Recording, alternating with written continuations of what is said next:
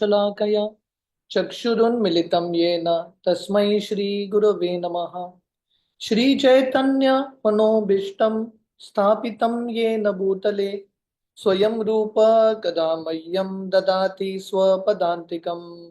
वन्देऽहं श्रीगुरो श्रीयुतः पदकमलं श्रीगुरोन् वैष्णवांश्च श्रीरूपं साग्रजातां सहगणा रघुनाथान्वितं तं सजीवं साद्वैतं सावधूतं परिजना सहितं कृष्ण चैतन्य देवं श्रीराधा कृष्ण पादान् सहगणा ललिता श्रीविशाखान्वितंश्च। नमो ओम विष्णुपादाय कृष्णप्रेष्ठाय भूतले श्रीमते भक्तिवेदांत स्वामी इति नामिने। नमस्ते सरस्वती देवे गौरवाणी प्रचारिणे निर्विशेष शून्यवादी पाश्चात्यदेशतारिणे। नमो ओम विष्णुपादाय कृष्णप्रेष्ठाय भूतले श्रीमते भक्त सिद्धांत सरस्वती इति नामिने। श्रीवार्षभानवी देवी दयिताय कृपाब्दये कृष्ण संबंध विज्ञान दायिने प्रभवे नमः। माधुर्योज्वल प्रेमाढ्य श्री रूपानुग भक्तिदा श्री गौरा करुणा शक्ति विग्रहाय नमोस्तुते।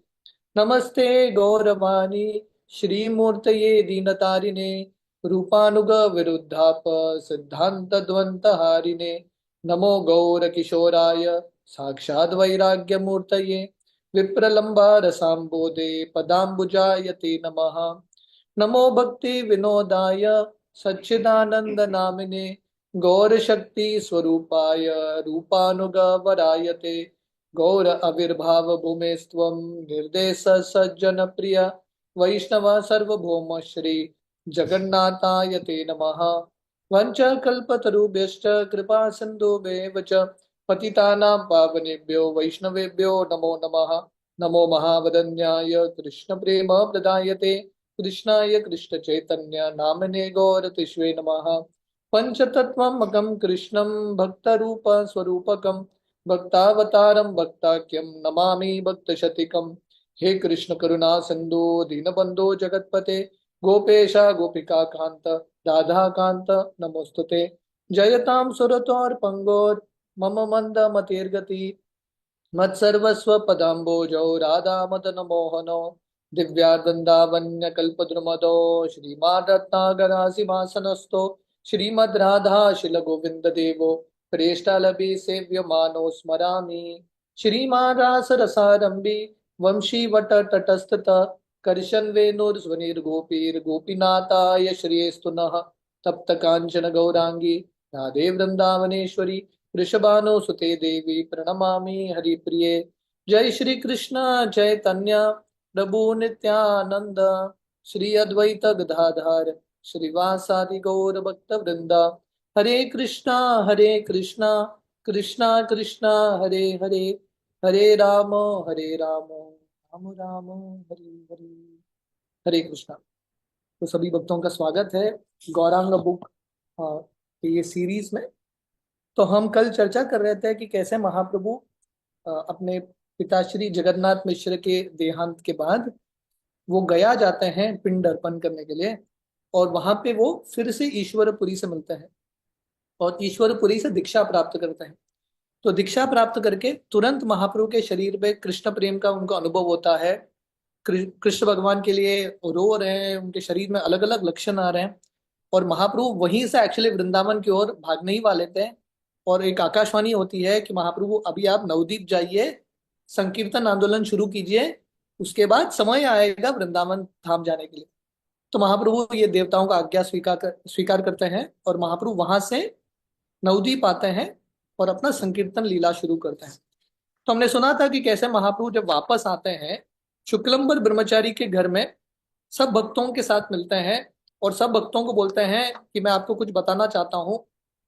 मैं जब से गया से आया हूँ वापस, पता नहीं मुझे हमेशा भगवान कृष्ण का स्मरण हो रहा है, कृष्ण का नाम का उच्चारण करते हुए अलग अलग लक्षण मुझे प्राप्त हो रहा है।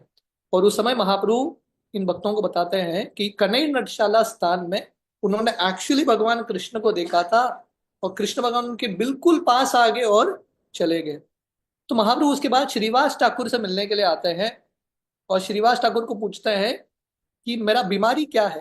क्योंकि उस समय जब महाप्रभु वापस आए थे नवदीप, लोगों को लग रहा था कुछ तो पागलपन हो गया है निमाई पंडित को। पहले तो ठीक था, इतना जेंटलमैन व्यक्ति था, इतना गंभीर व्यक्ति था, अभी पागल की तरह कीर्तन कर रहा है, नृत्य कर रहा है, नाच रहा है, चिल्ला रहा है। तो लोगों को लगने लगा कि निमाई पंडित पागल हो गए हैं या कुछ भूत सवार हो गया है या कुछ रोग हो गया है। तो महाप्रभु श्रीवास ठाकुर के पास आते हैं और श्रीवास ठाकुर को पूछते हैं मेरा बीमारी क्या है। तो श्रीवास ठाकुर बोलते हैं ये जो बीमारी है बहुत स्पेशल बीमारी है, आपको कृष्ण प्रेम हुआ है। और ये कृष्ण प्रेम जो बीमारी है वो प्राप्त करने के लिए ब्रह्मा जी और शिव जी भी तड़पते हैं, मुझे भी ये बीमारी चाहिए। और उस समय श्रीवास ठाकुर बोलते हैं बाहर के जो लोग हैं, जो अभक्त है, आपके ये भाव को समझेंगे नहीं। आप मेरे घर में श्रीवास आंगन में कीर्तन प्रारंभ करना। तो यहां से श्रीवास ठाकुर का जो श्रीवास आंगन का जो कीर्तन है वो शुरू होता है। तो एक दिन महाप्रभु श्रीवास आंगन में जो भगवान के जो शुद्ध भक्त हैं सिर्फ उनको एंट्री था, और श्रीवास आंगन में दिन भर रात भर कीर्तन कर रहे थे महाप्रभु। तो एक बार महाप्रभु कीर्तन करते करते बेहोश हो जाते हैं और महाप्रभु अ, श्रीवास ठाकुर को पूछते हैं कि मुझे ना आज कीर्तन में आनंद का अनुभव नहीं हो रहा है, कौन जिम्मेदार है। तो सब भक्तों को लगने लगता है, क्योंकि हर भक्त को लगता है कि मैं बहुत बड़ा अपराधी हूँ, तो हर भक्त को लगने लगता है कि मैं जिम्मेदार हूँ, मैंने अपराध किया है, मेरे हृदय में अनर्थ है, इसलिए महाप्रभु को आनंद का अनुभव नहीं हो रहा है कीर्तन में। तो महाप्रभु फिर से कीर्तन शुरू करते हैं, 15-20 मिनट बाद कीर्तन रुकते हैं और महाप्रभु पूछते हैं कौन जिम्मेदार है, मुझे कीर्तन में आनंद नहीं आ रहा है। तो सब भक्तों को समझ में नहीं आ रहा था महाप्रभु किसकी ओर दिखा रहे हैं। और फाइनली महाप्रभु बोलते हैं यहाँ पे ऐसा कोई व्यक्ति है जिसको नहीं होना चाहिए। और श्रीवास ठाकुर ढूंढते हैं घर में और वो देखते हैं कि उनकी जो सासू माँ है, मदर इन लॉ, एक टोकरी के अंदर छुप के महाप्रभु के कीर्तन को देख रही थी। तो जब श्रीवास ठाकुर ये देखते हैं, श्रीवास ठाकुर को इतना गुस्सा आता है, अपने सासू माँ को गले से पकड़ते हैं और घर के बाहर कर देते हैं। बोलते हैं घर से बाहर निकल जाओ, आपकी वजह से महाप्रभु की कीर्तन में बाधा आ रहा है। महाप्रभु जी ये प्रसंग को देखते हैं तो महाप्रभु पूछते हैं अरे वो कौन थी। श्रीवास ठाकुर बोलते हैं मुझे पता नहीं कौन है वो। तो महाप्रभु पूछते हैं अरे वो तो आपकी सासू माँ है, ऐसा बर्ताव नहीं करते, बहुत रिस्पेक्टफुली डील करना है, सीनियर है। श्रीवास ठाकुर बोलते हैं मुझे किसी से लेना देना नहीं है, मुझे आपके प्रति प्रेम है, जो भी आपके आनंद में बाधा लाएगा उसको मैं बाहर करने के लिए तैयार हूं, कोई भी हो। तो महाप्रभु इतने प्रसन्न होते हैं श्रीवास ठाकुर के भक्ति के भाव से, महाप्रभु श्रीवास ठाकुर को आलिंगन करते हैं और बोलते हैं ये आपका भक्ति है, आप भगवान के इतने महान भक्त हो। तो इस तरह से श्रीवास आंगन में बहुत सारी लीलाएं होती है, अनलिमिटेड पास्ट टाइम, अनगिनत लीलाएं श्रीवास आंगन में होती है। जैसे भगवान कृष्ण की लीलाओं में रास लीला, रास मंडल का वर्णन है, महत्व है, वैसे ही श्रीवास आंगन का महत्व है। तो इस तरह से अ, महाप्रभु श्रीवास आंगन में कीर्तन शुरू करते हैं और सिर्फ जो भगवान के शुद्ध भक्त थे, जो भगवान के ये भाव को समझ पाते थे, सिर्फ उनको ही एंट्री था। तो एक बहुत सुंदर लीला महाराज ये पुस्तक में बताते हैं। ये जो लीला है प्रेम विवर्त में जगदानंद पंडित वर्णन करते हैं। हमने पहले भी एक कथा बताया था जगदानंद पंडित का, प्रेम विवर्त से। वो कौन सा कथा था? महाप्रभु वो तोते से मिलते हैं, आप लोगों को याद है? तो जगदानंद पंडित और महाप्रभु पाठशाला से वापस आ रहे हैं और एक तोते को मिलते हैं और महाप्रभु ये तोते को बोलते हैं कि राधा कृष्ण का नाम उच्चारण करो। पर ये तोता जो है गौरा गौरा बोल रहा है, और ये तोता बोलता है अभी वही राधा कृष्ण गौरांग महाप्रभु के रूप में आए हैं, अभी मैं राधा कृष्ण नहीं बोलूंगा, गौरांगा गौरांगा ही बोलूंगा। तो ये एक कथा जगदानंद पंडित अपने प्रेम विवर्त में लिखता है। दूसरा और एक कथा है, जब महाप्रभु ऐसे संकीर्तन कर रहे थे अपने संकीर्तन पार्टी के साथ, कभी श्रीवास आंगन के अंदर करते थे, कभी संकीर्तन पार्टी लेके बाहर चले जाते थे। तो ऐसे जब संकीर्तन पार्टी लेके बाहर नवद्वीप में भ्रमण कर रहे हैं, एक ग्वाला था जिसका नाम था गोपाल। ये गोपाल एक छोटा सा बच्चा था। ये गोपाल महाप्रभु के पास आते हैं और बोलते हैं आप मेरे भाई हो, महाप्रभु बोलते हैं अरे ये कैसा हो गया, मैं तुम्हारा भाई कैसा हो गया। तो ये गोपाल बोलता है सची माता आपकी जो माँ है, मेरी माँ को उनकी छोटी बहन बोलती है, तो वो नाते में हम दोनों भाई हो गए। चलो मेरे घर, मेरे माँ ने आपके लिए बहुत सारा मिल्क स्वीट्स रखा है। तो महाप्रभु को मिल्क स्वीट्स बहुत अच्छा लगता था, तो महाप्रभु बोले चलो जाएंगे। तो गोपाल के साथ कीर्तन करते हुए गोपाल के घर जा रहे। तो ये जो लीला है गोद्रुम द्वीप में कहीं पे होता है। तो जब वो जा रहे थे, एक तालाब आता है, और तालाब के पास गैया वहां पे थी, और गैया बहुत जोर जोर से आवाज कर रही थी। तो महाप्रभु पूछता है अरे ये गैया इतने जोर से आवाज क्यों कर रहे हैं, ऐसा लग रहा है कि डरे हुए हैं। तो गोपाल बोलते हैं ये तालाब के अंदर एक मगरमच्छ है। तो गैयाओं को प्यास भी लग रहा है, पानी पीना चाहते हैं, पर ये मगरमच्छ से डर रहे हैं, उनको पता नहीं मगरमच्छ पकड़ लेगा कि नहीं। तो महाप्रभु अपना कीर्तन लेके ये तालाब के पास जाते हैं, और पानी के अंदर से मगरमच्छ निकल के बाहर आता है कीर्तन का आवाज सुन के, और सीधा आके महाप्रभु के पैर को स्पर्श करता है। और महाप्रभु के पैर को स्पर्श करते ही ये मगरमच्छ एक अद्भुत बालक का रूप ले लेता है, दिव्य बालक। तो महाप्रभु सोच रहे हैं क्या हो गया सडनली। तो महाप्रभु पूछते हैं तुम कौन हो। ये छोटा बच्चा बोलता है मैं इंद्रलोक का निवासी हूँ, मेरा उम्र 5 साल है, वहां पे भी इंद्रलोक में भी। तो एक बार मैं इंद्रलोक स्वर्ग में ऐसा ही खेल रहा था, वहां के जंगलों में एक ऋषि मिल गए, सोते हुए दिखाई दिए एक ऋषि। तो मैं क्योंकि बहुत नटखट था, तो मैंने वो ऋषि के बाल को काट दिया। वो सोए हुए अवस्था में थे, मैंने काट दिया। उसके बाद मुझे समझ में आया ये ऋषि दुर्वासा मुनि थे। तो जब वो उठे, दुर्वासा मुनि का बाल कटा हुआ है, उनको इतना गुस्सा आया, उन्होंने गुस्से के साथ मुझे श्राप दिया जिसने भी मेरे बाल को काटा है वो मगरमच्छ बन जाएगा और दूसरों के पैर को पकड़ेगा काटेगा ऐसे। तो ये सुन के ये बच्चा दुर्वासा मुनि को बोलता है मुझे माफ करना, मुझे पता नहीं था, गलती में मैंने कर दिया, बचपना में मैंने कर दिया। तो दुर्वासा मुनि बोलते हैं श्राप तो वे वापस दे नहीं सकता, तुम मगरमच्छ बनोगे, तुम्हारा भाग्य होगा तुम नवदीप धाम में मगरमच्छ बनोगे। और जब श्री चैतन्य महाप्रभु आएंगे कलयुग में, और जब उनके पैर का स्पर्श होगा, तब तुम्हारा उद्धार होगा। तो ये मगरमच्छ बहुत युगों से रुका था महाप्रभु के आने के लिए। और फाइनली ये जो लड़का है बोलता है फाइनली आप आ गए हो, मेरा मुक्ति मिल गया है। तो महाप्रभु का परिक्रमा करता है 4 बार, और वापस अपने माता पिता के पास इंद्रलोक स्वर्ग लोक चला जाता है। और वहां पे महाराज जी जयप्रदा का स्वामी महाराज बताते हैं, देखिए ये दुनिया, ये धरती में ना बहुत सारे युग, स्वर्ग लोक में मतलब थोड़ा समय, टाइम रिलेटिव होता है ना, तो वहां पे थोड़ा समय जो है, यहाँ पे बहुत सारे युग बीत गए। तो जब वो लड़का वापस अपने माता पिता के पास जाते हैं स्वर्ग में, माता पिता को पता नहीं ये धरती में जाके मगरमच्छ बन गया, महाप्रभु से मिलके वापस आ गया, उनको पता ही नहीं। उनको लगता है कि कहीं घूमने के लिए गया था वापस आ गया। बोलता अरे नटखट लड़का कहाँ गया तू, इतने देर तक हम तुमको ढूंढ रहे थे। वापस इनको बुलाते हैं, पर ये लड़का महाप्रभु के बारे में नहीं बोलता। तो इस तरह से महाप्रभु, ये जो स्थली है, अ, शायद ये जगह का नाम है गौरांग दह, गोद्रुम द्वीप में आता है। तो यहाँ पे महाप्रभु ये मगरमच्छ का उद्धार करते हैं। तो फाइनली महाप्रभु ये गोपाल के साथ, ये पूरा प्रसंग कब होता है, महाप्रभु ये लड़के गोपाल के साथ जा रहे हैं उनके घर में। तो महाप्रभु फाइनली गोपाल के घर में जाते हैं। गोपाल की जो माँ है महाप्रभु को रसगुल्ला संदेश बर्फी इत्यादि खिलाती है, और महाप्रभु बहुत प्रेम के साथ खाते हैं। तो ये जो लीला है जगदानंद पंडित उनके पुस्तक प्रेम विवर्त में लिखते हैं। और एक कथा आती है कोल द्वीप। तो हमने गोद्रुम द्वीप का कथा सुना, ये मगरमच्छ का। तो ऐसे ही एक द्वीप है कोल द्वीप। ये कोल द्वीप को अपराध भंजन जमीन भी बोलते हैं। तो उस समय एक भागवत कथाकार थे जिनका नाम था देवानंद पंडित।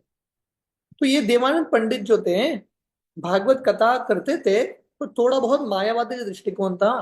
तो वो मायावादी दृष्टिकोण के अनुसार भागवत कथा करते थे, तो बहुत फेमस थे, बहुत सारे लोग इनके भागवत कथा में आते थे, उनके मुख से भागवत सुनते थे। तो एक दिन श्रीवास ठाकुर या श्रीवास पंडित देवानंद पंडित के भागवतम क्लास में आते हैं और पीछे बैठ जाते हैं। श्रीवास ठाकुर स्वाभाविक रूप से भगवान कृष्ण के प्रति, भागवतम के प्रति इतना प्रेम था, जब उन्होंने कृष्ण लीला सुना उनके आंखों से अश्रु, अष्ट सात्विक विकार आ गए, और उधर ही बेहोश होके गिर गए। देवानंद पंडित श्रीवास ठाकुर को पहचान नहीं पाए।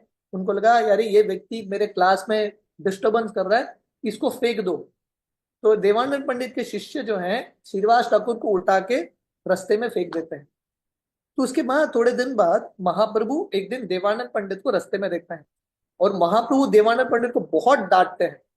तुमको क्या लगता है तुम कैसा व्यक्ति है, तुम भागवतम के ऊपर बोल रहे हो, पर तुमको भगवान के जो शुद्ध भक्त हैं जो भागवत हैं उनको पहचानना भी नहीं आता और तुम उनके प्रति ऐसा अपराध कर रहे हो। तुम्हारे भागवतम पढ़ने का कुछ फायदा ही नहीं है। तुम्हारा जो भागवतम है सिर्फ बेकार है, ये पढ़ना सिर्फ स्कॉलर के रूप में तुम पढ़ रहे हो, भक्ति का भाव है ही नहीं, तुम सबसे तुच्छ व्यक्ति हो। इस तरह से महाप्रभु बहुत डांटते हैं देवानंद पंडित को। तो महाप्रभु उस समय उनका उम्र देवानंद पंडित से बहुत कम था, देवानंद पंडित उम्र में बहुत सीनियर थे। तो उनको बहुत बुरा लगने लगता है, ये निमाई इतना छोटा लड़का मुझे डांट रहा है, उनको बहुत बुरा लगता है। पर देवानंद पंडित का भाग्य था वो वृक्रेश्वर पंडित के थोड़े बहुत संबंधी थे, दोस्त थे। तो हम सब जानते हैं वृक्रेश्वर पंडित जो है महाप्रभु के महान पार्षद हैं। जब वो नृत्य करते हैं लगातार 3 दिन तक नृत्य कर सकते हैं, उनको इतना प्रेम है भगवान के कीर्तन में। तो देवानंद पंडित का बहुत बड़ा भाग्य था, उनका संपर्क वृक्रेश्वर पंडित से होता है।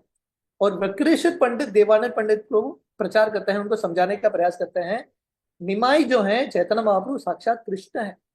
उन्होंने आपको डांटा है मतलब आपको एक्चुअली आशीर्वाद दिया है, आप बहुत भाग्यशाली हो कि महाप्रभु ने बहुत प्रेम से आपको गदाधर पंडित के महिमा के बारे में सिखाया है। और वृक्रेश्वर पंडित देवानंद पंडित को बोलते हैं वही भगवान कृष्ण चैतन्य महाप्रभु के रूप में आए हैं सबको कृष्ण प्रेम बांटने के लिए। तो वृक्रेश्वर पंडित के संग में देवानंद पंडित को एक्चुअली धीरे धीरे महाप्रभु पे विश्वास आने लगता है और उसको सही में लगने लगता है कि मैं बहुत बड़ा अपराधी हूँ। मैं भागवतम तो पढ़ रहा हूँ पर मैं भागवतम के प्रति मुझे रुचि नहीं है। मैं भागवतम पढ़ रहा हूँ पर मुझे कुछ आनंद नहीं आ रहा है, सिर्फ बताने के लिए मैं कर रहा हूँ, फॉर्मेलिटी के रूप में कर रहा हूँ, मुझे आनंद नहीं आ रहा है क्योंकि मेरा जो पढ़ने का तरीका है वो गलत है और मैंने भक्तों के प्रति अपराध किया। तो मन ही मन सोच रहे थे मुझे सही रूप से महाप्रभु और महाप्रभु के फॉलोवर से भागवतम सीखना है। इसलिए शिला प्रभुपाद भागवतम के इंट्रोडक्शन में श्री चैतन्य महाप्रभु के पूरे जीवन के बारे में बताते हैं। तो भागवत सीखने के लिए सबसे सही तरीका है महाप्रभु और महाप्रभु के फॉलोवर जो हैं उन्हीं के माध्यम से हम भागवतम सीख सकते हैं। तो देवानंद पंडित जो हैं महाप्रभु को अप्रोच करते हैं। फाइन, एक्चुअली चैतन्य भागवत में हमने ये प्रसंग सुना था जब महाप्रभु संन्यास लेके वापस कोलोद्वीप आते हैं, एक बार नवद्वीप आते हैं, तो देवानंद पंडित महाप्रभु से मिलने के लिए जाते हैं और महाप्रभु के चरण में गिरते हैं और बोलते हैं मुझे माफ करना। महाप्रभु बोलते हैं देखो तुमने मुझे मेरे प्रति अपराध नहीं किया, तुमने श्रीवास ठाकुर के प्रति अपराध किया, तुम जाके श्रीवास ठाकुर से माफी मांगो। तो देवानंद पंडित श्रीवास ठाकुर से मिलते हैं नवद्वीप में एक दिन और श्रीवास ठाकुर के चरण में गिरते हैं और बोलते हैं मुझे माफ करना, मैंने आपके प्रति अपराध किया। तो श्रीवास ठाकुर, उनका हृदय तो बहुत कोमल था, डेफिनेटली माफ कर देते हैं। और उसके बाद श्रीवास ठाकुर और अन्य भक्त जो हैं देवानंद पंडित को भागवतम सिखाते हैं, भक्ति क्या है सिखाते हैं। और धीरे धीरे ये देवानंद पंडित भगवान का महान भक्त बन जाता है, मायावादी से वैष्णव बन जाता है। और उसके बाद भक्त जो है इसके भागवतम क्लास में रेगुलरली आते थे। तो इसलिए ये जो कुलिया ग्राम है इसका और एक नाम है अपराध भंजन भूमि, क्योंकि ये कुलिया ग्राम में महाप्रभु ने देवानंद पंडित और बहुत सारे जो लोग जिन्होंने भगवान के प्रति या भक्तों के प्रति अपराध किया था उन सबको माफ कर दिया। तो ये बहुत इंपॉर्टेंट लीला है क्योंकि इससे पता चलता है कि अगर हम वैष्णवों के प्रति अपराध करेंगे तो भगवान कभी हमको माफ नहीं कर सकते। हमको वैष्णवों से क्षमा याचना मांगना बहुत इंपॉर्टेंट है। उसके बाद वर्णन आता है कि देवानंद पंडित बहुत मासूम बन जाते हैं छोटे बच्चे की तरह और बहुत आनंद के साथ महाप्रभु की कीर्तन में भाग लेते हैं। तो यही कुलिया ग्राम में महाप्रभु और एक व्यक्ति को क्षमा करते हैं, इसका नाम था गोपाल चापल। तो इसका कहानी इस प्रकार है, तो जैसे देवानंद पंडित ने श्रीवास ठाकुर के प्रति अपराध किया, गोपाल चापल ने भी श्रीवास ठाकुर के प्रति अपराध किया था। तो ये अपराध कैसा था, क्योंकि श्रीवास ठाकुर जैसे हमने सुना था श्रीवास संगम में रात भर कीर्तन करते थे, बाकी लोगों को एंट्री नहीं था। गोपाल चापल ब्राह्मण था पर इसको एंट्री नहीं मिल रहा था। तो गोपाल चापल ने एक न्यूज फैलाया कि श्रीवास ठाकुर और सब लोग रात में उनके घर के अंदर बैठ के मदिरा पीते हैं, स्त्रियों का संग करते हैं इत्यादि। तो ये अपराध की वजह से गोपाल चापलो को कुष्ठ रोग आ जाता है, लेप्रेसी। तो इतना उसका बुरा कंडीशन था, वो महाप्रभु के पास आते हैं, पूरे शरीर में कुष्ठ रोग है, इतना पीड़ित है। महाप्रभु के पास आते हैं और महाप्रभु को बोलते हैं, आप पतित पावन हो, प्लीज आप मुझे माफ करो। महाप्रभु बहुत गुस्से में है। महाप्रभु बोलते बिल्कुल नहीं, तुम नरक में बहुत जन्मों तक सड़ोगे, हजारों जन्मों तक सड़ोगे, मैं तुमको कभी माफ नहीं करूंगा। तो ये इंसिडेंट बहुत रेयर है। जनरली महाप्रभु बहुत कृपालु है, पर ये अवसर पे महाप्रभु वज्र की तरह इतने कड़क, इतने जोर से बोलते हैं, क्योंकि महाप्रभु बताना चाहते हैं, महाप्रभु का हृदय में डेफिनेटली दया का भाव है, पर अगर कोई वैष्णवों के प्रति अपराध करता है, महाप्रभु उसको कभी सहन नहीं करते, नेवर टॉलरेट। तो महाप्रभु बहुत गुस्से के साथ गोपाल चापल को डांटते हैं। और फाइनली महाप्रभु बोलते हैं, अगर तुमको उद्धार चाहिए तो श्रीवास ठाकुर से माफी मांगना, श्रीवास ठाकुर तुमको माफ करेंगे, उसके बाद मैं सोचूंगा तुम्हारा उद्धार करने का। तो सब भक्त जाके श्रीवास ठाकुर के पास चले गए और श्रीवास ठाकुर को बोला, देखो गोपाल चावल इतना पीड़ित है, इतना कष्ट में है, तो कुष्ठ रोग हुआ है, प्लीज जब तक आप माफ नहीं करोगे गोपाल चावल को, उसको महाप्रभु का कृपा नहीं मिलेगा। श्रीवास ठाकुर इतने नम्र थे, बोलते मैं तो वैष्णव हूं ही नहीं, मैं तो एक तुच्छ व्यक्ति हूँ, कीड़े की तरह हूँ, उसने मेरे प्रति अपराध किया ही नहीं। तो सब भक्त बोलते हैं, सुनो श्रीवास, तुमको लगेगा तुम वैष्णव नहीं हो, पर महाप्रभु तुमको वैष्णव करके स्वीकार कर रहे हैं, प्लीज आप गोपाल चापलो को माफ करना, नहीं तो वो नरक में सड़ेगा। तो श्रीवास ठाकुर आते हैं गोपाल चापल के पास और गोपाल चापल को बोलते हैं, मैंने आपको माफ कर दिया है। उसके बाद महाप्रभु जो है गोपाल चापल को कृपा देते हैं, और गोपाल चापल भी देवानंद पंडित की तरह महाप्रभु के पार्षदों में एक बन जाता है और कीर्तन में भाग लेने लगता है। इस तरह से महाप्रभु श्रीवास संगम में बहुत सारे लीलाएं करते हैं। तो एक बहुत सुंदर कहानी जयप्रदा का स्वामी महाराज यहाँ पे बता रहे हैं। तो 5,000 साल पहले हम सब जानते हैं, युधिष्ठिर महाराज एक राजसूय यज्ञ करते हैं। तो राजसूय यज्ञ करने के लिए पांडवों को अलग अलग दिशाओं में भेजते हैं। 4 पांडवों को, अर्जुन, नकुल, सहदेव, भीम को अलग अलग दिशाओं में भेजते हैं धन इकट्ठा करने के लिए, क्योंकि राजसूय यज्ञ करना मतलब धन की आवश्यकता है। तो भीमसेन पूर्व दिशा में जाते हैं धन इकट्ठा करने के लिए। तो वर्णन आता है, हस्तिनापुर से निकलते हैं, लखनऊ, मणिपुर, बांग्लादेश, वियतनाम, ये सब अलग अलग प्रांत में जाते हैं। तो जब भीम ऐसे पूर्व दिशा में जा रहे थे, उस समय नवदीप आते हैं। ये कब की कहानी है? ये द्वापर युग की कहानी है। तो नवदीप धाम आते हैं द्वापर युग में। उस समय नवदीप के एक राजा थे, समुद्र सेन। तो क्या होता है, जब राजसूय यज्ञ करना पड़ता है ना, वहां के जो छोटे मोटे राजा थे अलग अलग प्रांत के, उन सबको स्वीकार करना पड़ता है कि पांडव ही श्रेष्ठ है। अगर स्वीकार नहीं करेंगे तो इनसे युद्ध करना पड़ता है। तो समुद्र सेन जो थे भगवान कृष्ण के महान भक्त थे। उनको पता है कि भीम जो है कृष्ण के लिए अति प्रिय है। तो समुद्र सेन सोच रहे थे, मैं ना भीम के साथ झगड़ा करूंगा और ऐसा घमासान झगड़ा करूंगा कि कृष्ण को आना पड़ेगा भीम को बचाने के लिए, तभी मुझे कृष्ण का दर्शन होगा, क्योंकि समुद्र सेन को कृष्ण का दर्शन करना ही था। तो ये प्लान करते हैं, तो भीम के साथ झगड़ा करते हैं। भीम बोलते हैं चलो झगड़ा करो, और इतना जोरदार से युद्ध होता है, भीम हारने ही वाले हैं। तो भीम सोच रहे थे अभी क्या होगा, राजसूय यज्ञ कैसा होगा, मैं क्या मुंह दिखाऊंगा युधिष्ठिर को। तो भीम जो है भगवान कृष्ण को बुलाते हैं, हे भगवान कृष्ण प्लीज, मैं कुरुक्षेत्र का युद्ध जीत गया, दुर्योधन को मार दिया, पर ये समुद्र सेन मुझे हरा रहा है, मेरा पूरा नाम खराब हो जाएगा, प्लीज आप आइए मुझे बचाने के लिए। तो भगवान कृष्ण तुरंत आ जाते हैं। तो कृष्ण भगवान को देख के समुद्र सेन भगवान कृष्ण को प्रणाम करते हैं, और उस समय भगवान कृष्ण वृंदावन का स्वरूप, वृंदावन कृष्ण का स्वरूप दिखाते हैं, और वही वृंदावन के कृष्ण सडनली श्री चैतन्य महाप्रभु बन जाते हैं, क्योंकि ये नवदीप धाम है। कृष्ण भगवान महाप्रभु बन जाते हैं और समुद्र सेन गौरांग महाप्रभु का दर्शन करते हैं, और उसके बाद इतने प्रसन्न हो गए, भीम को सब टैक्सेस इत्यादि देते हैं। तो आ, आ, समुद्र सेन ने ये पूरा लीला किया था, क्योंकि वो भगवान कृष्ण और गौरांग महाप्रभु का दर्शन करना चाहते थे। तो ये जो स्थली है जहाँ पे समुद्र सेन को गौरांग महाप्रभु का दर्शन होता है, ये स्थली भी नवदीप में आता है। तो ऐसे छोटे मोटे कहानियां महाराज जी यहाँ पे वर्णन करते हैं। तो फाइनली महाप्रभु के संकीर्तन लीला के बाद, तो जैसे हमने सुना था 17-18 साल की उम्र में महाप्रभु अपना संकीर्तन लीला शुरू करते हैं। उसके बाद जब महाप्रभु लगभग शायद 20-22 ईयर्स, उस समय नित्यानंद प्रभु का आगमन होता है नवदीप में। अब तक नित्यानंद प्रभु वृंदावन धाम में थे, पूरे भारत का भ्रमण करके, और महाप्रभु के संकीर्तन लीला का शुरुआत के लिए रुके थे। तो एक दिन नित्यानंद प्रभु और राम अभिराम या श्रीधामा, तो हम सब जानते हैं नित्यानंद प्रभु बलराम जी के अवतार हैं, और श्रीधामा जो कृष्ण बलराम के करीब के मित्र थे, वो महाप्रभु की लीलाओं में अभिराम ठाकुर या राम अभिराम के रूप में आते हैं। तो एक दिन नित्यानंद प्रभु और अभिराम ठाकुर दोनों नवदीप आते हैं। तो महाप्रभु समझ गए कि नित्यानंद प्रभु आ गए हैं, और नित्यानंद प्रभु आके कहीं पे छुप जाते हैं, नंदन आचार्य के घर में। तो महाप्रभु सब अपने फॉलोअर्स को, सब भक्तों को बोलते हैं, जाके ढूंढो नवदीप में, नित्यानंद मेरे भाई आए हैं हमारे संकीर्तन में भाग लेने के लिए। तो सब भक्त जाके प्रैक्टिकली हर घर में जाते हैं और लोगों को पूछते हैं, आपके घर में नित्यानंद है क्या? तो सब लोग बोलते हैं, अरे आप तीसरे भक्त हो, यहाँ पे आए हो, बहुत भक्त आके गए, नित्यानंद यहाँ पे कोई नहीं है। तो सब भक्त जो है प्रैक्टिकली हर दरवाजे को खटखटाते हैं, रात तक ढूंढ रहे हैं नित्यानंद कहाँ है, नित्यानंद कहाँ है। और फाइनली महाप्रभु के पास आके बोलते हैं, मिले नहीं नित्यानंद।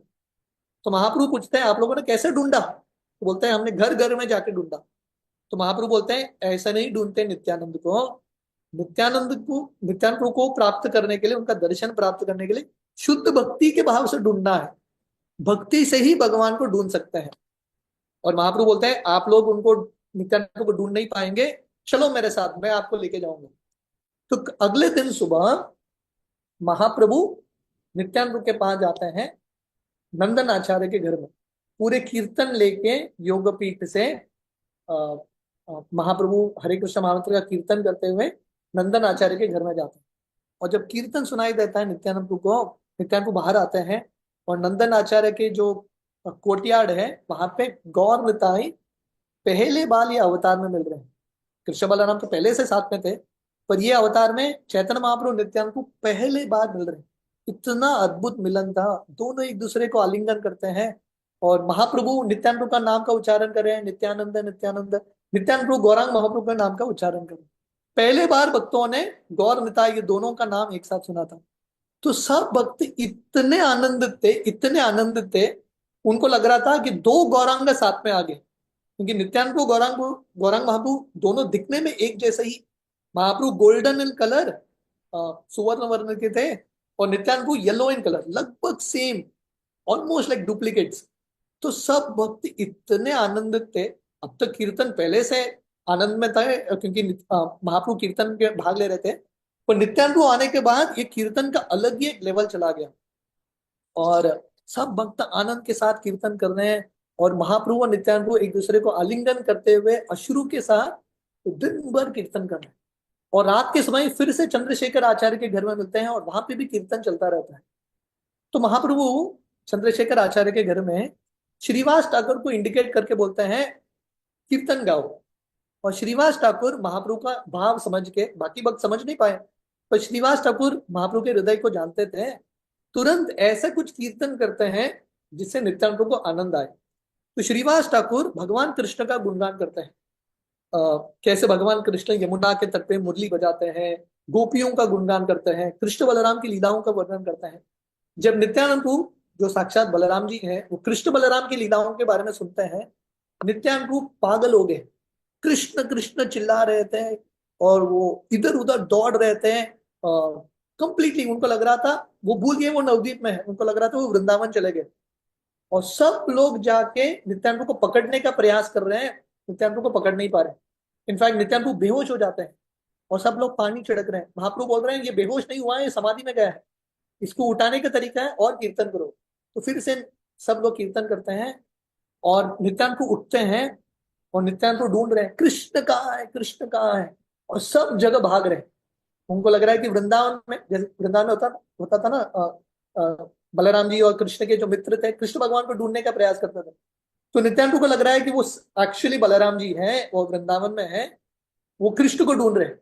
पर वो कौन सा स्थली था? चंद्रशेखर आचार्य का घर। तो नित्यानंद को जाके सोफा में, कबर्ड में, अलग अलग जगह पे जाके टकरा जाते थे और गिर जाते थे, और सब भक्त उनको पकड़ने का प्रयास कर रहे। तो ये नित्यानंद प्रभु का भाव है, वो भूल ही गए हैं वो कहाँ पे है। नित्यानंद प्रभु जोर जोर से हंसते थे, छलांग लगाते थे, नीचे गिरते थे, सब भक्त उनको पकड़ने का प्रयास कर रहे हैं। और फाइनली महाप्रभु नित्यानंद प्रभु को पकड़ लेते हैं और उनके सर को अपने गोद पे रख के महाप्रभु नित्यानंद प्रभु को बहुत सारा प्रेम दे रहे हैं। और उसके बाद नित्यानंद प्रभु महाप्रभु के सर को अपने गोद पर रखते हैं। और गदाधर पंडित सोच रहे थे ये बिल्कुल अनंत शेष नारायण का लीला है, क्योंकि नित्यानंद प्रभु जो बलराम जी हैं साक्षात अनंत शेष हैं, और जैसे उनके ऊपर नारायण भगवान लेट रहे हैं, तो वैसे ही श्री चैतन्य महाप्रभु नित्यानंद प्रभु के ऊपर लेटे हैं। तो पहले दूसरे दिन से ही नित्यानंद प्रभु के आने के बाद इतना आनंद का अनुभव होने लगता है, सब भक्त लिटरली वृंदावन धाम में ट्रांसपोर्ट हो जाता है। इस तरह से बहुत सारे लीलाएं होती हैं, और इसके बाद गौर निताई का इटर्नल पार्टनरशिप रहा, वो कभी सेपरेट नहीं हुई। तो एक बहुत सुंदर कथा आती है नित्यानंद प्रभु आने के बाद। एक दिन सची माता चैतन्य महाप्रभु को बोलती है मुझे एक कंफ्यूजिंग सपना आया, सपना बहुत कंफ्यूजिंग था, मैं समझ नहीं पा रहा हूँ ये सपने का अर्थ। तो महाप्रभु पूछते हैं क्या सपना था। सची माता बोल रही है मैं अपने कृष्ण बलराम, उनके घर में कृष्ण बलराम के विग्रह थे, मैं अपने कृष्ण बलराम विग्रह को भोग लगा रही थी, और उसी समय तुम और नित्यानंद छोटे बालक के रूप में आ गए। और नित्यानंद प्रभु कृष्ण भगवान को बोलने लगे कृष्णा तुम भोग मत खाना, क्योंकि अभी तुम्हारा समय नहीं है, क्योंकि अभी कलयुग आ चुका है, द्वापर युग तुम्हारा समय है, अभी कलयुग है, अभी कलयुग के भगवान है गौरांग महाप्रभु, इसलिए कृष्ण तुम मत खाना, गौरांग महाप्रभु खाएंगे ये भोग को। तो सची माता बोलने लगी निमाई ये सपने का अर्थ क्या है, मुझे समझ में नहीं आ रहा। तो महाप्रभु बोल रहे हैं शायद इसका अर्थ है कि नित्यानंद को भूख लग रहा है, उसको हमारे घर बुलाते हैं खाने के लिए। तो सची माता बोलती है ठीक है। तो महाप्रभु जाके नित्यानंद को बुलाते हैं, चलो खाने के लिए आओ। और नित्यानंद को लीला क्या कर रहे थे, नित्यानंद का अलग ही एक भाव था, बच्चे की तरह वो लीला कर रहे थे। हालांकि उनका उम्र लगभग, जब नवदीप आता है नित्यानंद की उम्र था 32 ईयर्स लगभग, पर वहां के बच्चों के साथ खेल रहे थे गंगा में नग्न अवस्था में। तो महाप्रभु नित्यानंद को बोलता है नित्यानंद चलो सची माता ने तुम्हारे लिए खाना बनाया है। और महाप्रभु बोलते हैं नित्यानंद को नित्यानंद गंभीरता से कहा ना घर में आके मजाक मत करना। तो नित्यानंद महाप्रभु को बोलने लगे मजाक मैं नहीं करता तुम ही करते हो। इस तरह से दोनों आ जाते हैं। तो सची माता अपने कृष्ण बलराम विग्रह को भोग अर्पण करती है। उसके बाद महाप्रभु नित्यानंद के लिए 2 थाली रखती है, चावल सब्जियां दाल इत्यादि, जैसे बंगाली स्टाइल में सर्व होता है वैसे सर्व करती है। और सची माता किचन में जा रही है, वहां से अलग अलग सामग्री अलग अलग प्रसाद लेके महाप्रभु और नित्यानंद को खिला रही है। तो एक समय वो जब किचन से वापस आ रही है इनको खिलाने के लिए, वो देखती है कि चैतन्य महाप्रभु नित्यानंद को नहीं कृष्ण बलराम बैठे हैं। तो सची माता उधर ही बेहोश होके गिर जाती है। तो महाप्रभु उनको उठाते हैं, बोलते हैं क्या हो गया। तो सची माता देखती है फिर से महाप्रभु और नित्यानंद है। तो सची माता को समझ में नहीं आ रहा है क्या हो गया, वो पूरा दिन किसी से बात नहीं करती। पर इस तरह से महाप्रभु और नित्यानंद का बहुत सारे लीलाएं चल रहे थे। तो एक दिन महाप्रभु अपने एक भक्त को बुलाते हैं जिनका नाम था मुरारी गुप्ता। अगर आप लोग नवदीप गए हैं अंतर्द्वीप में, मुरारी गुप्ता का घर है। मुरारी गुप्ता हनुमान जी के अवतार हैं, भगवान राम के महान भक्त। तो उनके घर में सीताराम लक्ष्मण हनुमान के विग्रह थे। तो महाप्रभु एक दिन मुरारी गुप्ता को बुलाते हैं और बोलते हैं मुरारी गुप्ता कृष्ण का भजन करो, क्योंकि भगवान कृष्ण से राम आते हैं, कृष्ण अवतार ही है, राम अवतार है, इसलिए कृष्ण का भजन करो, अब राम का भजन क्यों कर रहे हो। तो मुरारी गुप्ता रात भर प्रयास करते हैं कृष्ण का नाम का स्मरण करने का। पर जब भी वो कृष्ण का स्मरण करने का प्रयास कर रहे हैं, उनके मन में राम का ही छवि आ रहा है। तो वो इतने आसक्त थे भगवान राम से। तो अगले दिन सुबह जब महाप्रभु जाते हैं मुरारी गुप्ता से मिलने के लिए, मुरारी गुप्ता रात भर सोए नहीं है, क्योंकि रात भर वो कोशिश कर रहे हैं कृष्ण का स्मरण करने का, हो ही नहीं रहा है, तो बहुत डिस्टर्ब्ड है। तो महाप्रभु पूछता है अरे मुरारी गुप्ता क्या हो गया। मुरारी गुप्ता बोलते हैं भगवान आपने बोला मुझे कृष्ण का स्मरण करो, पर मुझे राम का ही स्मरण हो रहा है, मैं आपके आज्ञाओं का पालन नहीं कर पा रहा हूँ, मुझे बहुत बुरा लग रहा है, मैं कृष्ण का नाम का उच्चारण नहीं कर पा रहा हूँ, इसलिए मैं गंगा में खुदकुशी करके अपना प्राण त्यागना चाहता हूँ। तो महाप्रभु मुरारी गुप्ता को आलिंगन करते हैं और बोलते हैं तुम राम के महान भक्त हो, तुम हनुमान जी हो। आगे जाके हम देखेंगे महाप्रकाश लीला में महाप्रभु एक्चुअली मुरारी गुप्ता को राम का स्वरूप दिखाते हैं, और मुरारी गुप्ता एक्चुअली हनुमान जी बन जाते हैं। तो इस तरह से मुरारी गुप्ता को बहुत स्ट्रॉन्ग अटैचमेंट था भगवान राम के प्रति। तो जयप्रताप स्वामी महाराज एक बहुत इंपॉर्टेंट पॉइंट बताते हैं। हालांकि महाप्रभु ने सबको एंकरेज किया कि कृष्ण का भजन करो, वर्शिप कृष्ण, पर अगर किसी भक्त को किसी और विग्रह के प्रति, किसी और अवतार के प्रति अटैचमेंट है, महाप्रभु ने उसको भी एंकरेज किया है, सपोर्ट किया है। तो एक सबसे फेमस लीला ये पूरे महाप्रभु के संकीर्तन लीला नवदीप में होती है, वो है महाप्रकाश लीला, जो श्रीवास संगम में होता है। ये महाप्रकाश लीला को सत प्रहरीय लीला बोलते हैं। 21 घंटे तक महाप्रभु जो है विष्णु के स्वरूप में है, भगवान के स्वरूप में है। जनरली ये अवतार में महाप्रभु ने कभी भी अपने आप को विष्णु करके संबोधित नहीं किया, पर ये एक लीला है नवदीप में, महाप्रभु 21 घंटा विष्णु के सिंहासन पर बैठे थे और प्रैक्टिकली सब भक्तों की इच्छाओं को पूरा कर रहे थे। तो हम सब जानते हैं अद्वैत गोसाई या अद्वैत आचार्य, उन्होंने फास्टिंग किया था, उपवास करके शालिग्राम शिला का पूजा किया गंगा जल तुलसी दल से, और भगवान से बहुत तीव्रता से प्रार्थना कर रहे थे कि भगवान प्लीज सब अवतार लीजिए और सबको कृष्ण प्रेम दीजिए। तो इस तरह से अद्वैत आचार्य ने बहुत प्रयास किया लोगों को भक्त बनाने के लिए। तो महाराज जी यहाँ पे एक बहुत इंटरेस्टिंग चीज बताते हैं। अद्वैत आचार्य के कुल मिलके 6 बच्चे थे, 6 चिल्ड्रन। उसमें से 3 वैष्णव बने, बाकी 3 वैष्णव नहीं बनते। Other 3 don't become Vaishnavas. तो महाराज जी यहाँ पे बता रहे हैं, आप कितने भी महान भक्त हो, आप प्रयास कर सकते हो कि आपके बच्चे भक्त बनने चाहिए, पर ultimately we are dependent on Krishna. भगवान कृष्ण के ऊपर निर्भर है, and we are surrender to Krishna. तो अद्वैत आचार्य ये धरातल पे आए थे और इतने नम्र थे, उनको लग रहा था मैं लोगों को कृष्ण प्रेम दे नहीं सकता, मेरे पास योग्यता नहीं है प्रचार करने के लिए, इसलिए वो महाप्रभु को बुलाते हैं और उनके प्रार्थना याचना से महाप्रभु आते हैं।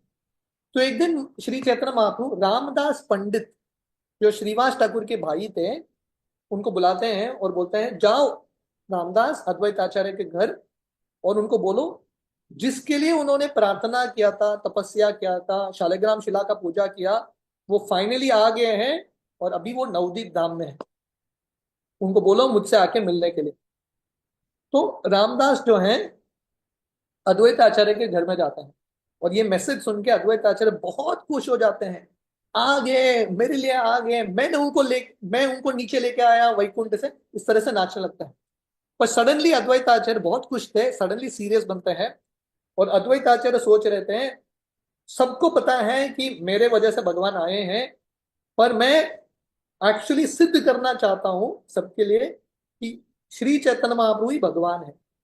तो अद्वैत आचार्य बोलते हैं रामदास मैं ना अभी एक टेस्ट करूंगा, मैं जाके कहीं छुप जाऊंगा और अगर सही में महाप्रभु भगवान है तो वो आके मुझे ढूंढेंगे, उनको पता चलेगा मैं कहाँ छुपा हूं, तब पता चलेगा वही भगवान है। तो इस तरह से अद्वैत आचार्य निश्चय करते हैं मैं जाके छुप जाऊंगा, I will just hide my self. तो सीता ठाकुरानी जो अद्वैत आचार्य की पत्नी है, वो थाली का प्लेट लेके, आरती के थाली का प्लेट लेके खड़ी है। तो अद्वैत आचार्य उनको पूछते हैं आप क्यों खड़ी हो? तो सीता ठाकुरानी बोलते हैं जब महाप्रभु आएंगे उनका आरती तो करना पड़ेगा, इसलिए मैं पहले से रेडी करके रखी हूँ। तो दोनों अद्वैत आचार्य उनकी पत्नी कहीं दूर गांव में एक कोने में जाके छुप जाते हैं। रामदास जो है महाप्रभु के पास आके कुछ नहीं बोलते। महाप्रभु ने क्या बोला था रामदास को, जाके बुला के लाओ अद्वैत को। हाँ, रामदास आके महाप्रभु को कुछ नहीं बोलते कि अद्वैत आचार्य का प्लान है, वो कहीं छुप गए हैं, कुछ नहीं बोलते। तो महाप्रभु समझ गए क्योंकि कृष्ण है, वो सब कुछ जानते हैं। तो महाप्रभु जोर से चिल्लाते हैं नादा नादा। ये जो नादा है अद्वैत आचार्य का और एक निक नेम है। और महाप्रभु बोलते हैं अद्वैत नादा बाहर आ जाओ, जहां पे छुपे हो वहां से बाहर आ जाओ। तो महाप्रभु समझ गए कि अद्वैत आचार्य कहीं पे छुपा है। तो अद्वैत आचार्य बाहर आते हैं, महाप्रभु को प्रणाम करते हैं। तो ऐसे ही ये महाप्रकाश लीला शुरू होती है और महाप्रभु अद्वैत आचार्य के सर पे अपना पैर रखते हैं। कभी जनरली हुआ नहीं, महाप्रभु हमेशा अद्वैत आचार्य को सम्मान करते थे, पर ये लीला में अपना पैर उनके सर पे रखते हैं और अद्वैत आचार्य देख रहे हैं पूरा दुनिया, पूरा दुनिया उनके सामने कंप्लीटली डिसअपियर हो जाता है और वो सिर्फ महाप्रभु ब्रह्म ज्योति को और अलग अलग भक्तों को देख रहे हैं। और अद्वैत आचार्य इतने खुश हैं, इतने खुश हैं, ये मेरे भगवान है, अल्टीमेटली महाप्रभु आ गए, भगवान कृष्ण आ गए। और उसी समय सीता ठाकुरानी आरती प्लेट लेके आती है और अद्वैत आचार्य महाप्रभु का आरती करते हैं। जो हम संध्या आरती में गाते हैं ना, महाप्रभु सिंहासन पर बैठे हैं और सब भक्त मिलके आरती कर रहे हैं, दिस इज दैट आरती, ये वही आरती है। और उसके बाद महाप्रभु एक एक भक्त को बुला के उनकी इच्छाओं को पूरा करते हैं।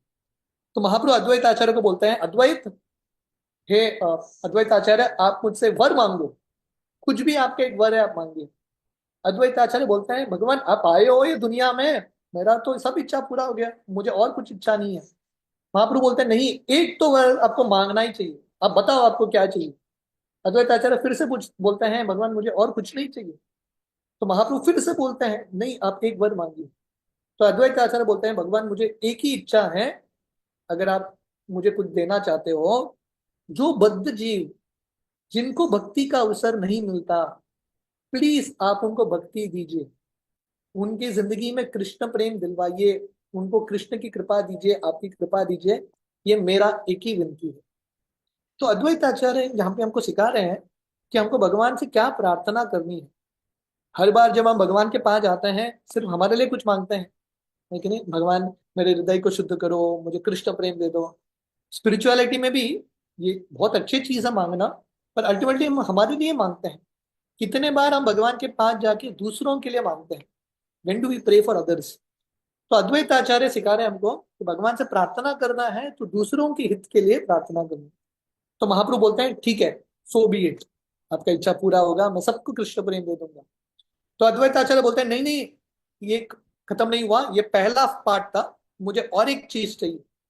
और अद्वैत आचार्य बोलते हैं, जो भी व्यक्ति घमंडी है, जो ब्राह्मण घमंडी है, जिनको लगता है कि वो भगवान के बहुत महान भक्त हैं, जो लोग भगवान के भक्तों के प्रति अपराध करते हैं, उनको कृपा मत देना। अद्वैत आचार्य ये भी बोलते हैं। और महाप्रभु बोलते हैं, ठीक है, ये भी इच्छा मैं पूरा करूँ। So this also very important. भगवान कृष्ण का कृपा मिलेगा, हमारी योग्यता है कि नहीं है, फिर भक्तों के प्रति अपराध नहीं करना है।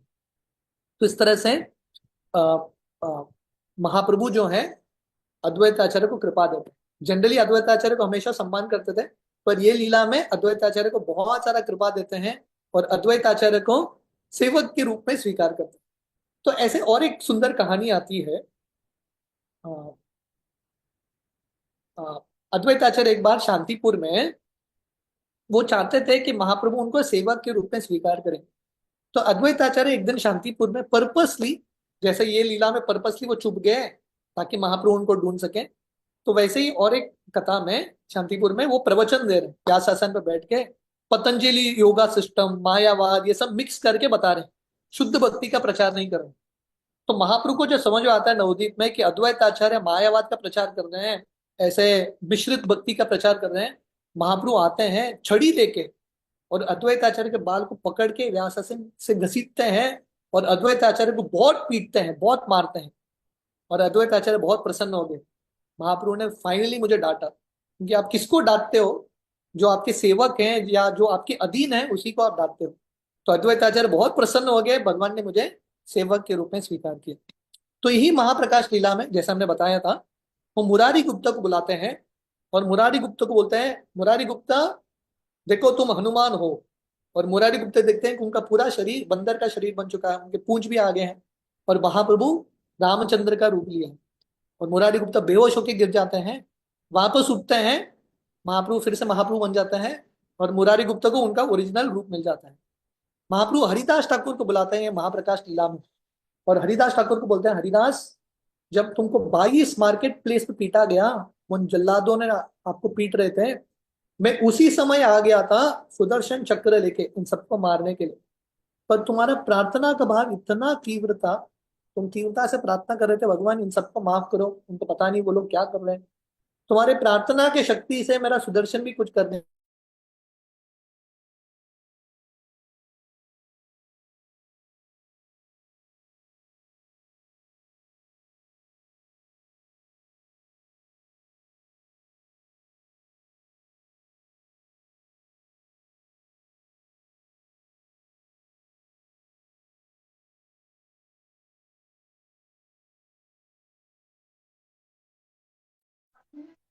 हरे कृष्णा प्रभु जी, आपकी आवाज नहीं आ रही।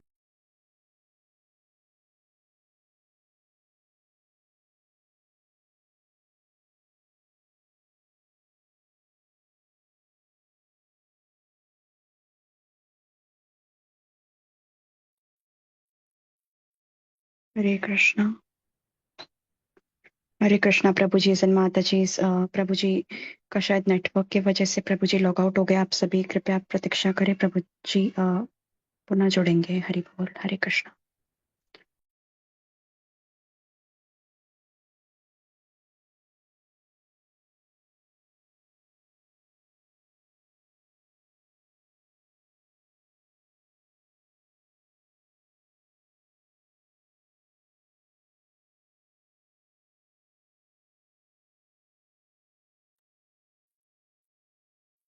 प्रभु जी आ गए कॉल पे। हरि बोल, हरे कृष्णा।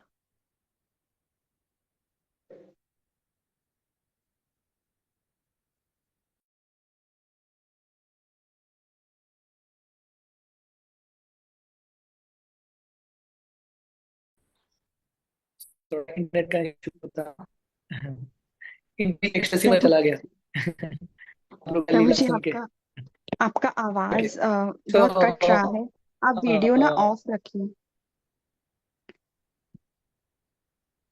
हरे कृष्णा प्रभु जी। ओहो।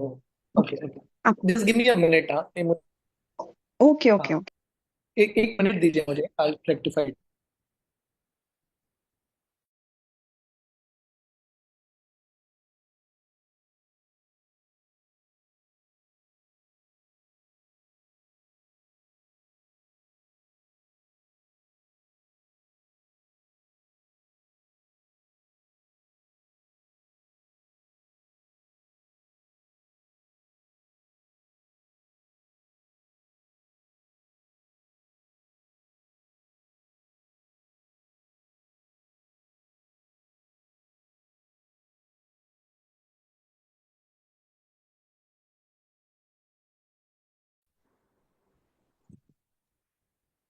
ओके प्रभु जी, ठीक है, ओवर अभी टू यू। सुनाई हरे दिया? कृष्णा। यस कैन यू प्रभु मी जी, नाउ? सुनाई दे रहा। यस प्रभु जी, you can keep your camera off. अगर थोड़ा सा डिस्टरबेंस हो रहा है तो थोड़ी देर के लिए you can keep your camera off प्रभु जी। Now it will be okay, I think. Now it's okay, right? Yeah it's okay. हाँ। तो या तो इस तरह से महाप्रभु प्रैक्टिकली हर एक भक्त के इच्छाओं को पूरा कर रहे हैं, उनको बहुत सारे प्रेम दे रहे हैं महाप्रकाश लीला में। तो जनरली जैसे मैं बता रहा था, महाप्रभु अपने आप को कभी कृष्ण करके या विष्णु करके उन्होंने संबोधित नहीं किया। जब भी भक्त उनको भगवान करके संबोधित करते थे, महाप्रभु उनके कान बंद करते थे और बोलते थे, विष्णु विष्णु, मैं भक्त नहीं हूं, मैं कृष्ण नहीं हूं, मैं एक तुच्छ जीव हूं, इस तरह से। पर दो तीन लीलाओं में, खासकर ये महाप्रकाश लीला में, महाप्रभु अपने आप को विष्णु करके दिखाते हैं। तो एक सुंदर कथा आती है, कैसे महाप्रभु सची माता को माफ करते हैं और सची माता को कृपा देते हैं। तो अद्वैताचार्य महाप्रभु के संकीर्तन आंदोलन के पहले अद्वैताचार्य अपना भागवत कथा करते थे, भागवत क्लासेस उनके भी सत्संग होते थे रेगुलर, श्रीवास संगम के पास ही। तो अगर आप श्रीवास संगम गए हो, तो श्रीवास संगम के पास अद्वैताचार्य के भी भवन है। अद्वैताचार्य के घर शांतिपुर में भी है, यहाँ पे भी है। तो बहुत सारे वैष्णव आते थे सुबह शाम, जैसे यहाँ पे नित्यम भागवत सेवा या होता है, वहां पे भी अद्वैताचार्य सुबह शाम भागवतम के ऊपर प्रवचन देते थे।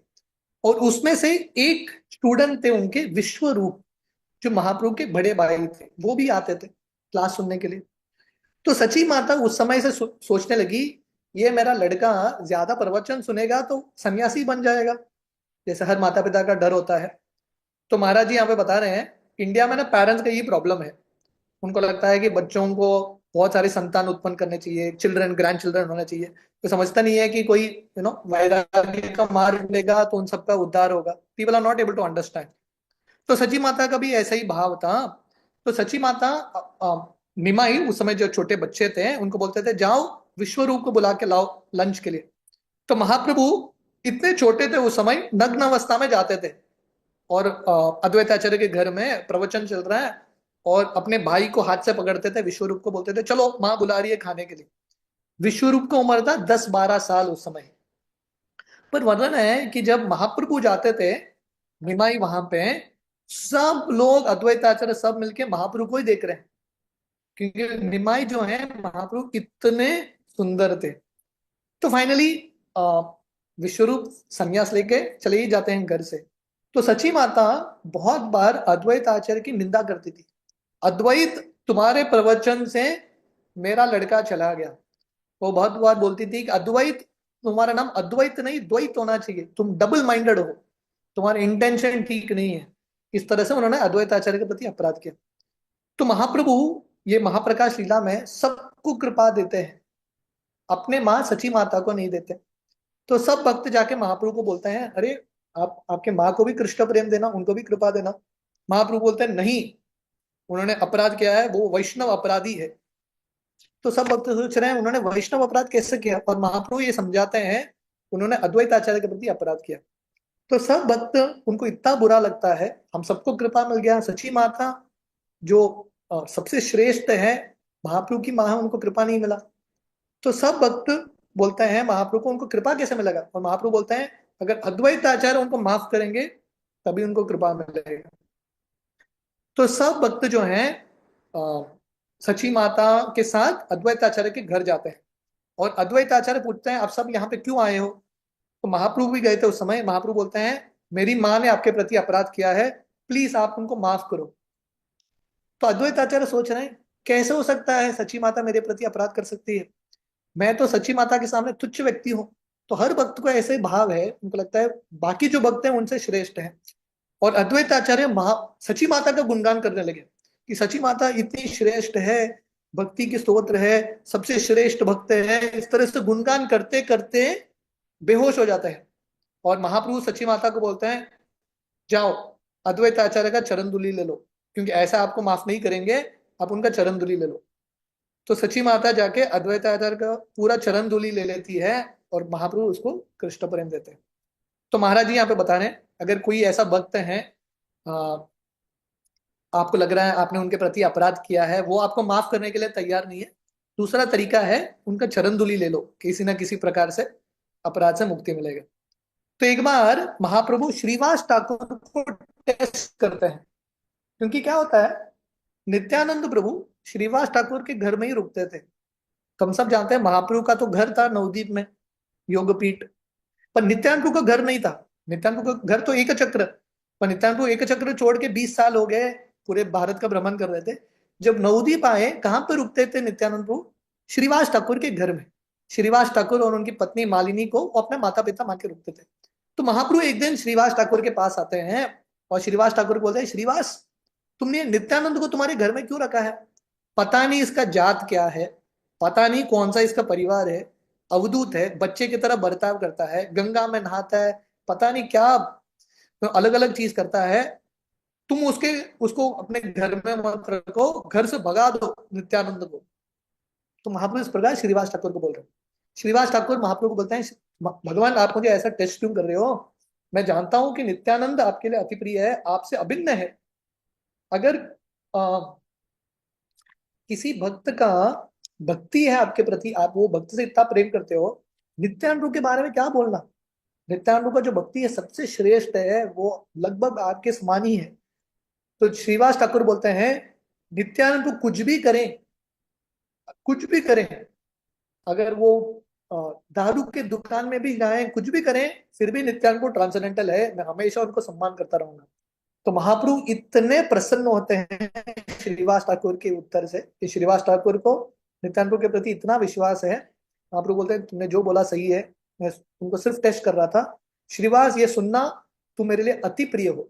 देखिए श्रीवास ठाकुर गृहस्थ थे, और उनका दिल इतना उदार था, उन्होंने घर तो अपना पूरे महाप्रभु के आंदोलन के लिए खोल दिया, नित्यानंद को भी अपने ही घर में रखा कंटिन्यूअसली। तो महाप्रभु बोलते हैं श्रीवास तुम मेरे लिए इतने प्रिय हो, तुम्हारी जिंदगी में कुछ भी कमी नहीं होगा। एक ऐसा समय आए लक्ष्मी को भी कटोरी लेके रास्ते में भीख मांगना पड़े, पर तुम्हारे घर में कभी भी कुछ भी कमी नहीं होगा। ये जानो श्रीवास, तुम्हारे घर के कुत्ते, बिल्ली, कीड़े, इन सबको भी कृष्ण प्रेम मिलेगा। तो जयपताका स्वामी महाराज बताते हैं हमारे जिंदगी का लक्ष्य है श्रीवास ठाकुर के घर में कुत्ता बनना, बस। श्रीवास ठाकुर और भगवान के शुद्ध भक्तों के लिए हम अति निकट बनेंगे, ऑटोमेटिकली हमारा उद्धार होगा। इसलिए हम रोज श्रीवास ठाकुर की प्रार्थना करते हैं, श्री कृष्ण चैतन्य प्रभु नित्यानंद श्री अद्वैत गदाधार श्रीवास आदि गौर भक्त वृंद।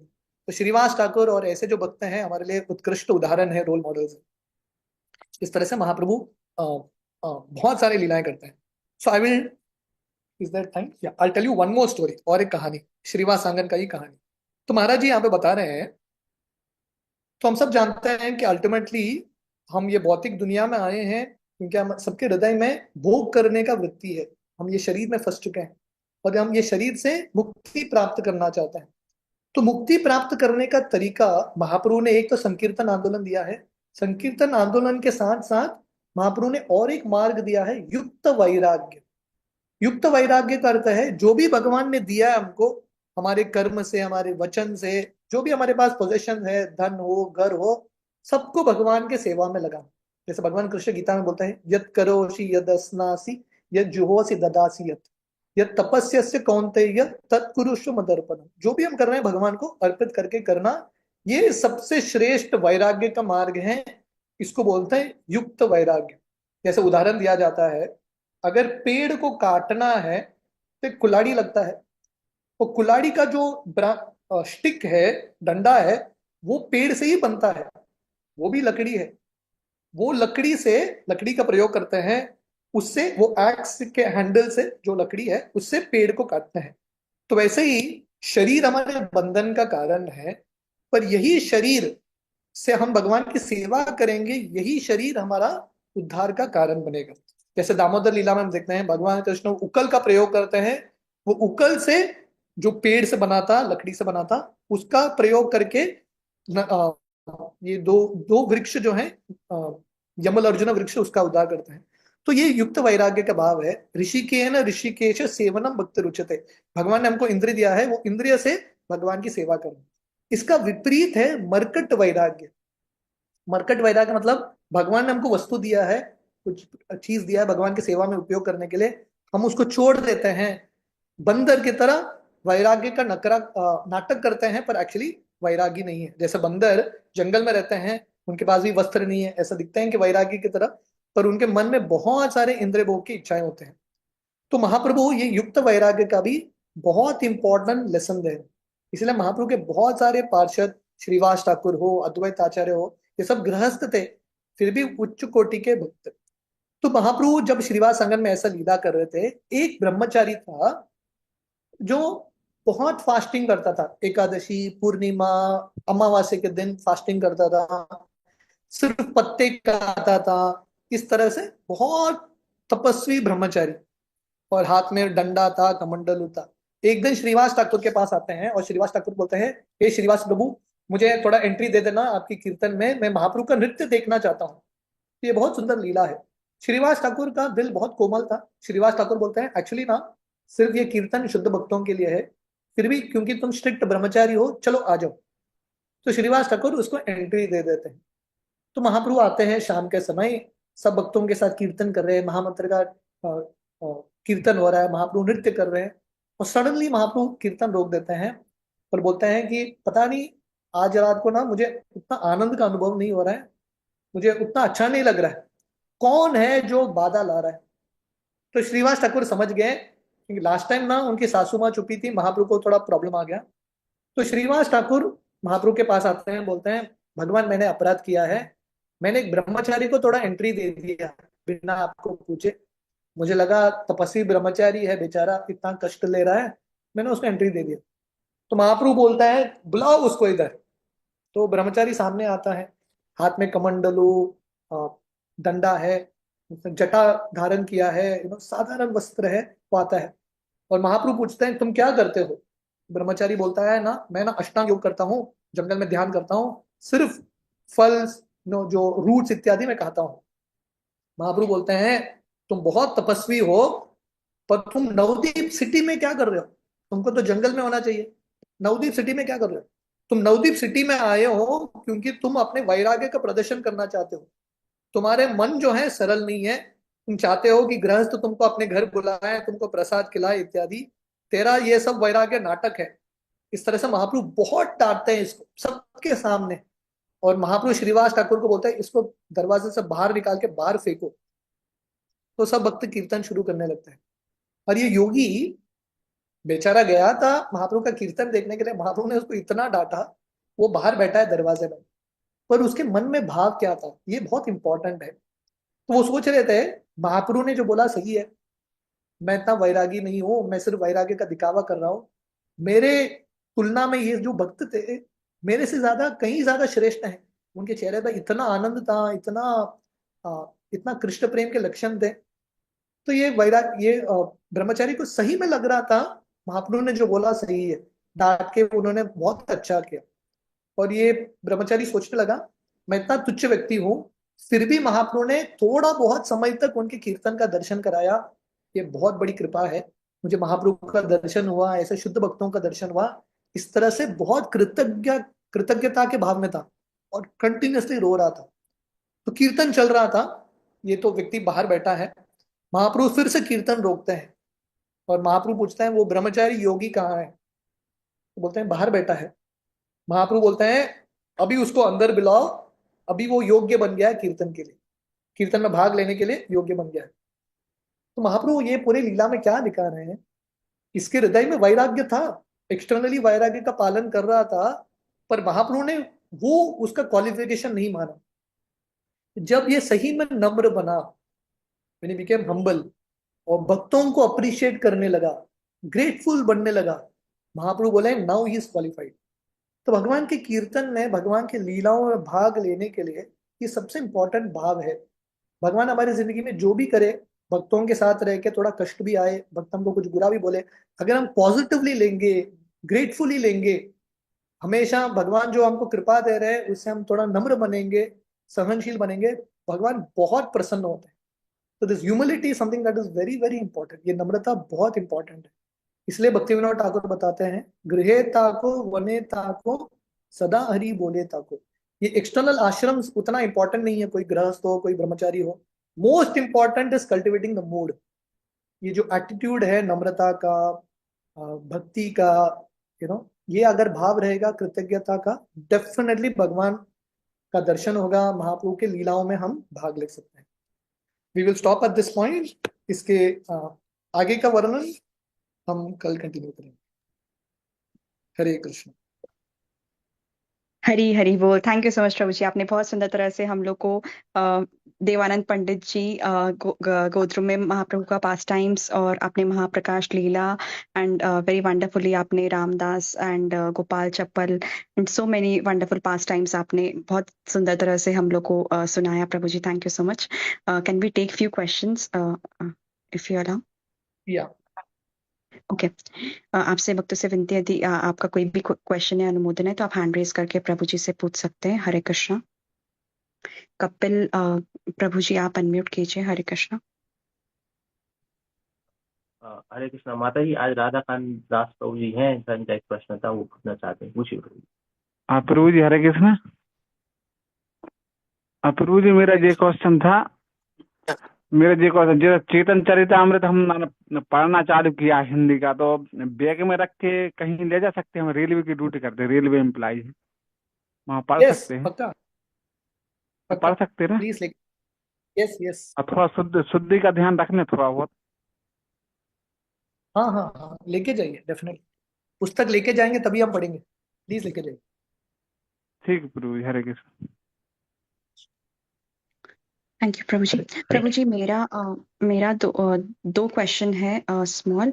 जैसे कि आपने बताया कि चैतन्य महाप्रभु अद्वैताचार्य जी के सिर पे अपना चरण कमल रखे थे, तो वो बहुत रेयर होता है। तो एक वो नरोत्तम दास ठाकुर जी थे ना, उनके भी उनके सबने उनके मस्तक पे रखा था ना चरण।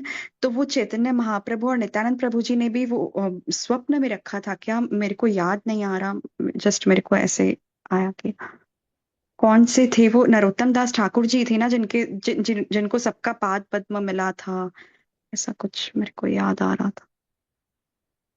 नरोत्तम दास ठाकुर का आई डोंट नो व्हाट, या जब नरोत्तम दास ठाकुर छोटे बच्चे थे उस समय नित्यानंद प्रभु उनके सपने में आते हैं और बोलते हैं जाके पद्मा नदी में स्नान करो। I don't know whether you हाँ आर हाँ। Referring to that. और नरोत्तम दास ठाकुर खेतुरी उत्सव करते हैं तो उस समय डेफिनेटली पंचतत्व का दर्शन होता है। या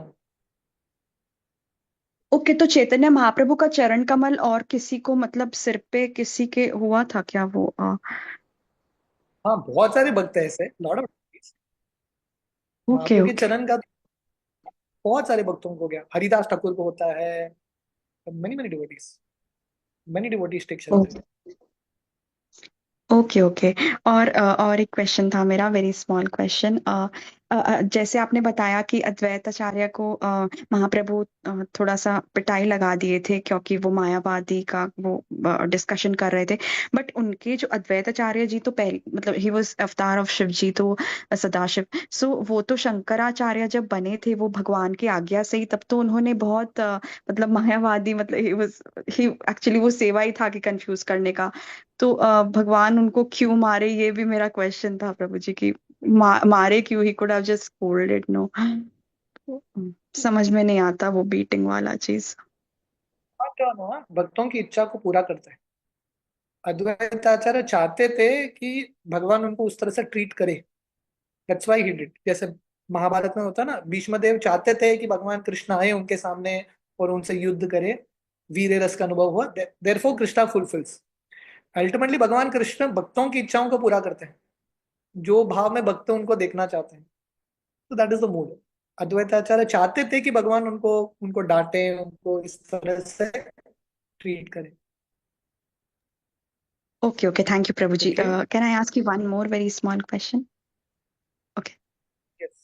श्रीनिवास आचार्य जी जो थे वो उनको लक्ष्मी जी का बोले थे ना कि Lakshmi ji can beg but you can not, you won't beg. So ये भी क्या वही रीजन था कि वो चाहते थे कि उनको मतलब बोला जाए कि आप हमेशा वेल्दी रहोगे, क्योंकि अपनी वाइफ के लिए तो ऐसा नहीं बोलना चाहिए। वो भी ये सेम ही टाइप का क्वेश्चन था एक्चुअली मेरा। क्या बेसिकली भगवान का ये भाव है कि ऐसे जो महान भक्त हैं उनके जिंदगी में कुछ भी कभी नहीं होगा। Krishna takes responsibility. भगवान कृष्ण बताता है ना, ये यतामा प्रपद्यन्ते। अगर हम पूर्ण तरीके से भगवान का आश्रय लेंगे then Krishna also will help such a devotee completely. तो श्रीवास ठाकुर का इतना समर्पण था भगवान के प्रति, वो कुछ भी हद तक जाने के लिए तैयार थे महाप्रभु का सेवा करने के लिए। So therefore Mahaprabhu showing his love to Shrivas, कि मैं भी कुछ भी करने के लिए तैयार हूँ। हाँ? कि अगर लक्ष्मी को भी ऐसा कुछ करना पड़े, आपके घर में कमी नहीं होगा। सो इट्स नॉट, ऐसा नहीं कि लक्ष्मी को ऐसा करना, ऐसा दिन आएगा जब वो ऐसा करेगी। द होल आइडिया इज, महाप्रभु बोल रहे हैं कि मैं श्रीवास ठाकुर तुमसे इतना प्रेम कर रहा हूँ। That's the idea. Okay okay, thank you so much प्रभु जी। सॉरी आपका बहुत समय ले लिया, सॉरी, वेरी सॉरी प्रभु जी। तो प्रभु जी अभी तो और कोई हैंड रेस नहीं है, तो can we wind up? Okay. Srila Prabhupada की जय। हिज ग्रेस अच्युत गोपाल प्रभु जी की जय। वाञ्छाकल्पतरुभ्यश्च कृपा सिन्धुभ्यः एव च पतितानां पावनेभ्यो वैष्णवेभ्यो नमो नमः। समस्त कोटि वैष्णव वृंद की जय। थैंक यू सो मच प्रभु जी, आप इतने सुंदर तरह से हम लोग को इतना इतना अच्छे से गौर लीला सुनाते हैं प्रभु जी, और इतना समय देते हैं प्रभु जी। हरे कृष्ण, धन्यवाद, very grateful to you. Hari बोल। हरे कृष्ण प्रभु, प्रणाम।